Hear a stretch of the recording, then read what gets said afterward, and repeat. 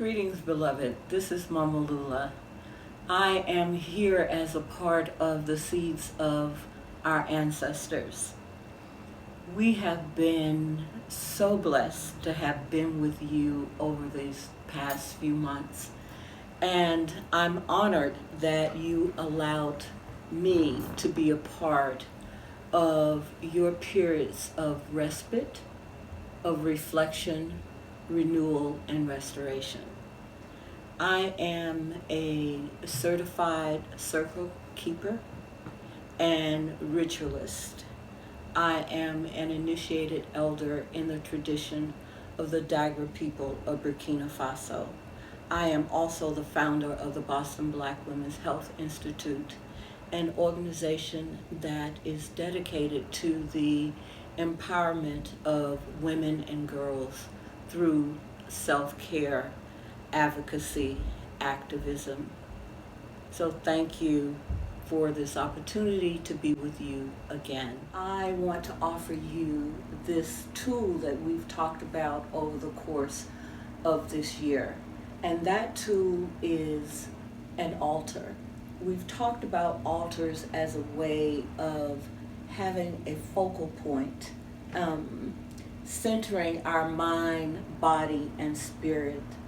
The goal, the objective here is to connect your spirit to your voice, however that is, experienced by you, the individual. Altars provide a spiritual anchor. We've talked about connecting to our anchors, those things that hold us as we organize, as we activate, as we agitate, as we hold our community in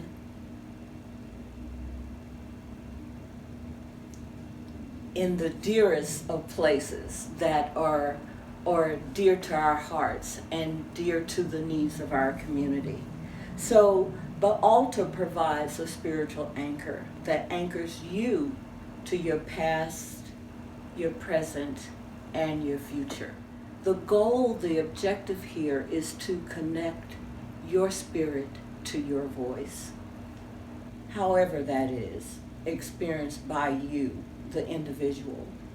Altars provide a spiritual anchor. We've talked about connecting to our anchors, those things that hold us as we organize, as we activate, as we agitate, as we hold our community in the dearest of places that are dear to our hearts and dear to the needs of our community.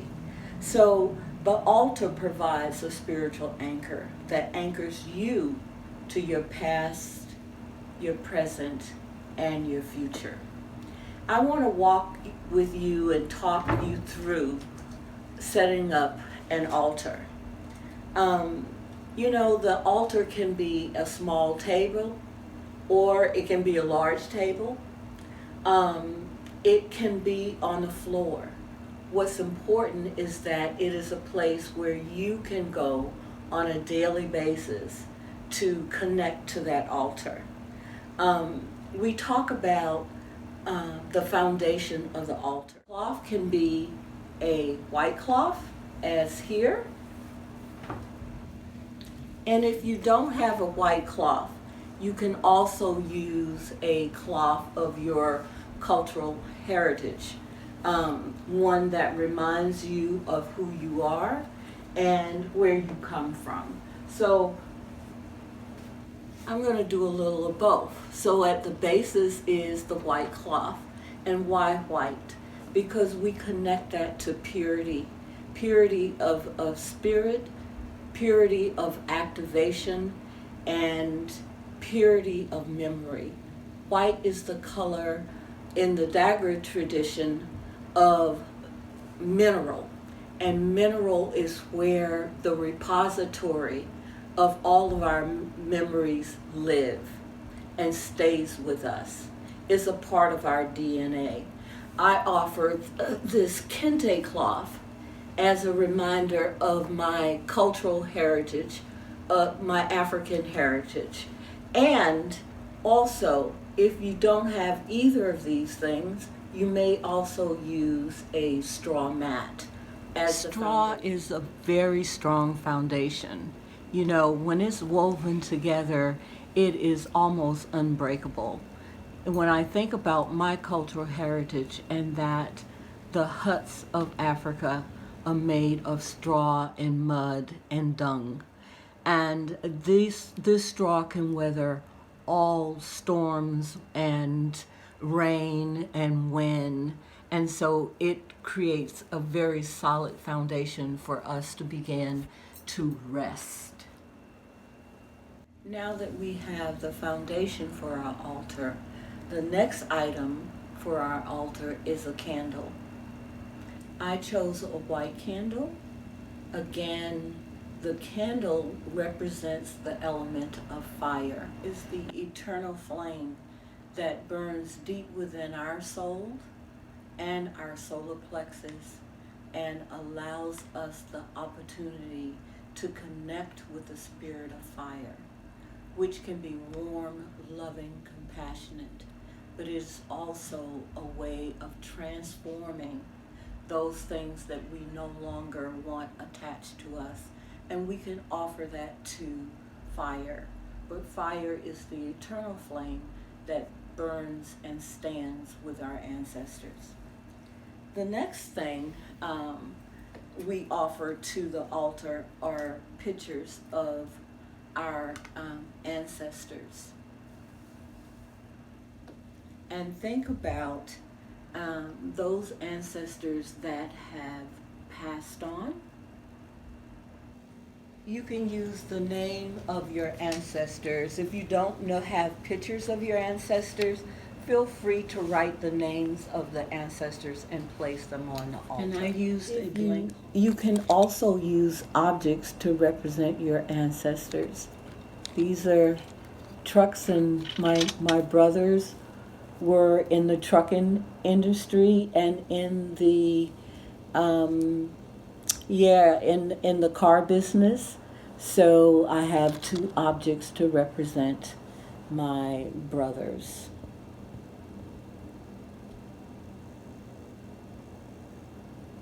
The next item for the ancestor altar is water. Water is an element of peace, reconciliation, and communication. And so we offer the water on the altar just for that, to make sure that there is peace, there is reconciliation, and that we communicate clearly, and that our communication flow within our communities and our families, that our voice is strong, and that we offer that voice in a way that flows to connect us to our ancestors, as well as the flow of the energy that we expel every day in our work as activists.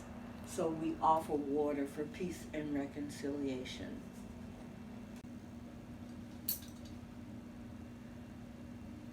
The next item for the altar could be a plant or flowers. And we offer those to our ancestors as a reminder of life that lives, and connection to that life and to the seeds. As seeds of our ancestors, we are constantly renewing that connection. We are planting and blooming and flowering as part of our heritage that we continue to seed for the next generation, for our children and our children's children. So we want to remember to bloom. So the next objects are, I offer stones, and I would suggest that you choose a stone, precious stones, minerals that you are connected to. I offer this amethyst because it connects, help me to connect and focus and remember, to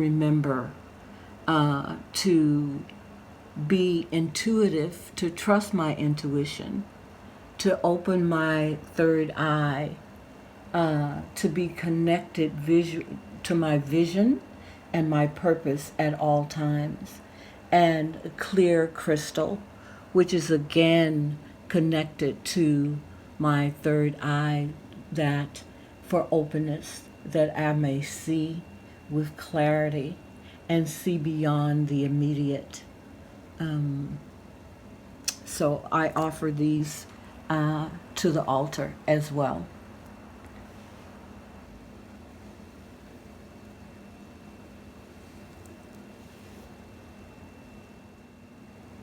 With an open hand and an open heart, I offer this to my altar, to always be in a place of giving, but also receiving. That is so important in our work as activists, because we're always giving, but we want to open our hand to always be able to receive and take in and acknowledge with gratitude all that we are gifted in our life and in our work.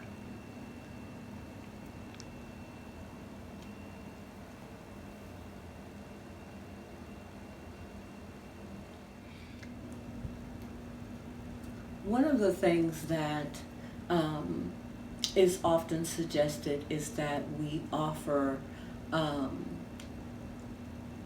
share a meal, or make an offering of food. And so what I've done is that I made an offering of fruit as a reminder of the abundance that I inherited as being a human being in this world. So I offer that abundance, and that abundance continue to flow in my life. You can approach your altar in any way that feels good for you. You can approach it in silence, or you can use it as an opportunity to speak what's on your heart. For me, often it might be the very first words that I speak to anyone during the early morning. So Lama Rod Owens reminds us to think of those who have always loved you. Reflect on their love.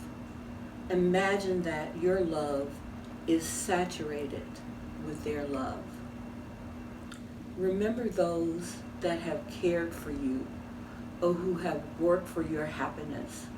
Give rise to gratitude for them. We're sitting at our altar for cleansing, not just cleansing the altar, but to cleanse ourselves. Smoke is another form of fire. And so we use the smoke to cleanse ourselves, to burn off any attachments to ourselves during the week, during the day, and a matter of clearing and cleansing and cleaning our sacred space